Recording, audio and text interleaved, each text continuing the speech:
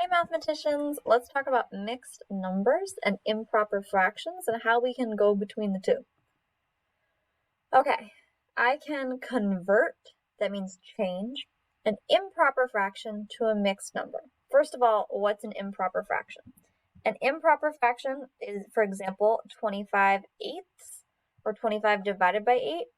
It's called an improper fraction because most of the time before this, you might have seen fractions where the numerator was smaller than the denominator. This is called a proper fraction or just a fraction. An improper fraction just lets us know, hey, this is worth more than one whole because I have more than all the parts I need. I need 8 parts to make a whole. So how do we change this to a mixed number, which tells us how many wholes and what little extra fraction we need? There are two strategies. Strategy number 1 is my personal preference. I start breaking them up into fancy ones. Remember, any number divided by itself is really one whole. So 8/8 plus, do I have enough in 25 to do 8 plus 8? Yeah, I think I do. When we add and subtract fractions with the same denominator, we don't actually add these denominators. We just leave them as 8s. 8 plus 8 is 16. That's still smaller than 25. I could do another one. 8/8. 8/8. That's 24/8. I do not have enough in my 25/8 to make another one whole. So I'm just going to add what's left over. 8 plus 8 plus 8 is 24, plus 1 is 25. So I have one whole, two wholes, fancy ones, that's 1, and another one, and a third one, and 1/8. So as a final answer, as a mixed number, I would say this is 3, and 1/8 is the same thing as 25/8. Now I suggest rewatching this video a few times as you're working through your lessons so that you can model it this way. Option 2 is you can divide. Our numerator, the number on top, goes inside our division house always. It does not matter if the numerator is bigger or smaller than the denominator. Our denominator always goes outside. 8 goes into 2, I can 0 times.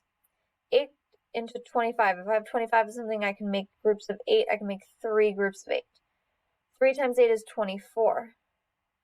25 minus 24 is 1. So our whole number is whatever is in the quotient up here, 3. To write a remainder as a fraction, you take the remainder, and that becomes your numerator. And you take the size of the denominator from the original fraction, or the divisor, and that's your denominator.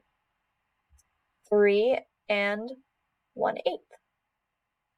Okay, so that's going from improper fraction to a mixed number. How do we change a mixed number into an improper fraction? And why do we care? Why do we want to? Okay, well, it's totally fine by me if you leave final answers in improper fraction form. So long as they're simplified improper fractions, I'm happy. However, when we multiply and divide, we cannot have mixed numbers. They have to be improper fractions or proper fractions, depending on what you have. They cannot be whole numbers, they cannot be mixed numbers, only fractions. So when we have a mixed number like 3 and 1/8, we want to change it to an improper fraction so we can multiply or divide it. So we change or convert a mixed number to an improper fraction. 2 strategies. You can do kind of the opposite of what I just did. 3 and 1/8 is really 1 plus 1 plus 1 plus 1/8. And if we're talking about eighths, we can keep our 1/8 and change everything else to fancy ones that have numerators and denominators of 8.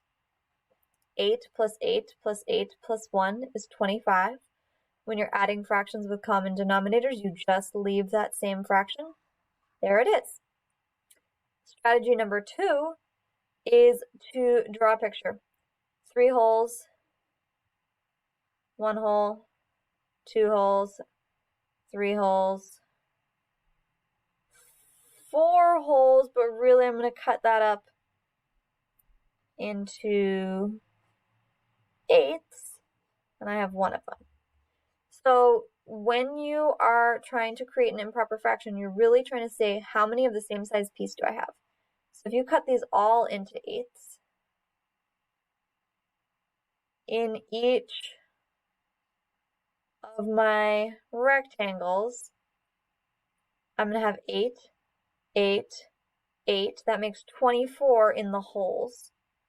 Faster way to do that would be 8 times 3. Oh, check it out. 8